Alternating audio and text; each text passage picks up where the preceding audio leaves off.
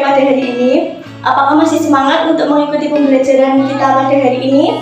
Sebelum memulai pembelajaran, alangkah baiknya kita berdoa terlebih dahulu. Berdoa dimulai.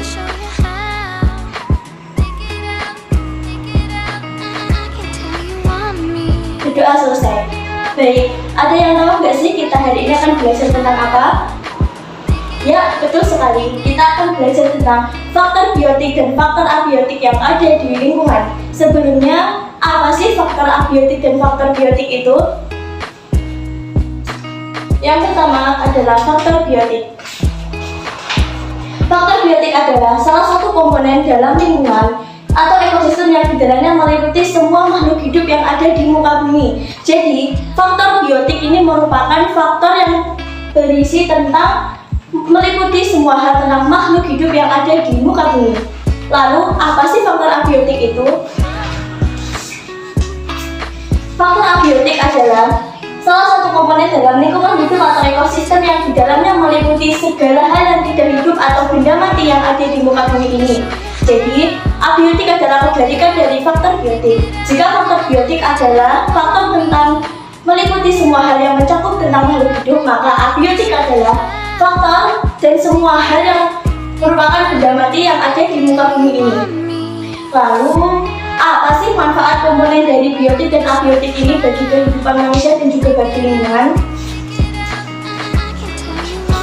Untuk manfaat komponen biotik dan abiotik ini yaitu yang pertama, sebagai penyeimbang ekosistem. Karena antara komponen abiotik dan komponen biotik ini saling berkaitan, jadi manfaat komponen biotik dan abiotik salah satunya yaitu sebagai penyeimbang ekosistem.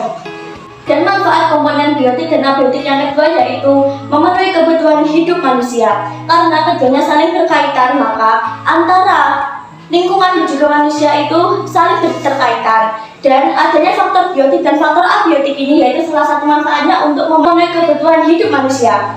Dan manfaat yang ketiga yaitu untuk tempat tinggal. Lalu, apa sih contoh komponen biotik dan komponen abiotik itu? Untuk lebih memahami bagi tentang contoh-contoh komponen biotik dan juga komponen abiotik ini, Ibu memiliki beberapa gambar. Nah, dari gambar-gambar ini, mari kita sama-sama susun untuk menunjukkan yang mana sih komponen biotik dan juga contoh komponen abiotik. Yang pertama, yaitu manusia. Manusia ini masuk dalam komponen biotik atau komponen abiotik? Benar sekali, manusia karena merupakan makhluk hidup, maka sesuai dengan deskripsi bahwa komponen biotik adalah komponen dalam lingkungan hidup yang di dalamnya meliputi semua makhluk hidup, dan manusia merupakan makhluk hidup, maka manusia ini termasuk dalam contoh komponen biotik.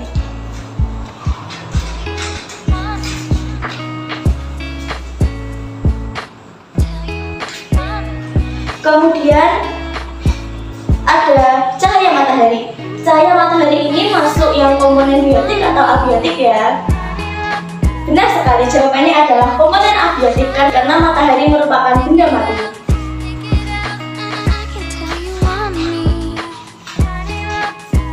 Yang ketiga ada gambar hewan. Hewan ini masuk komponen biotik atau komponen abiotik ya? Jawabannya adalah komponen biotik karena hewan merupakan makhluk hidup.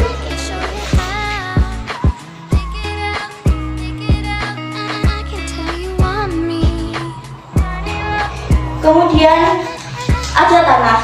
Tanah ini masuk komponen biotik atau abiotik lagi ya? Jawabannya adalah komponen abiotik karena tanah merupakan benda mati atau benda tidak hidup.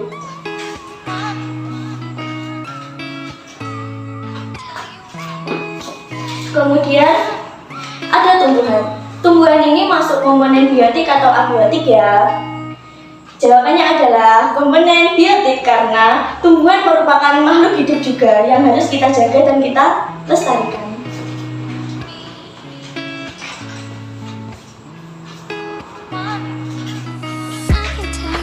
Kemudian ada air. Air ini masuk abiotik atau biotik ya?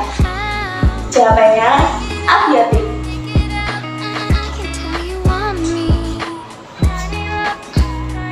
Kemudian ada udara. Udara ini masuk komponen biotik atau abiotik ya?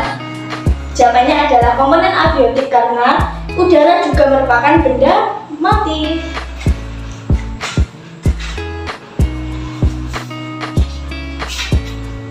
Yang terakhir, ada pengurai. Pengurai ini masuk komponen biotik atau komponen abiotik ya.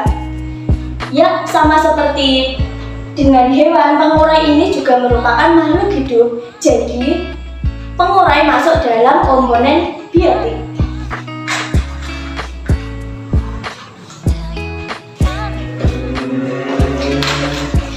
Baik, mari kita sama-sama ulangi. Contoh komponen biotik yang pertama yaitu ada manusia, hewan, tumbuhan, pengurai. Dan contoh komponen abiotik yang pertama yaitu ada cahaya matahari, air, tanah, dan udara. Baik, sekian materi yang bisa saya sampaikan. Untuk selanjutnya yaitu jangan lupa mengerjakan LKPD yang sudah saya bagikan. Tetap semangat dan jangan lupa untuk selalu melestarikan lingkungan serta memahami tentang contoh-contoh faktor biotik dan faktor abiotik yang ada di lingkungan sekitar. Karena materi sudah selesai, mari kita baca hamdalah bersama-sama.